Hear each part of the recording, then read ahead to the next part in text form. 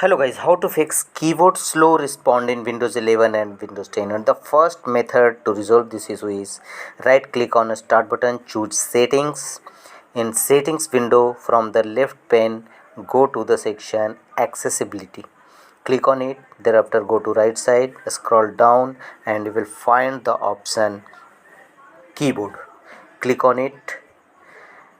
This here you will find the option filter keys. Turn the toggle button off against filter keys. If you are using Windows 10, this option will also available in control panel. Go to Windows search, type CP, open control panel and here click on ease of access. Click on it. Thereafter choose ease of access center. Click on it and scroll down and you will find the option keyboard. Make the keyboard easy to use. Click on it and turn on filter keys.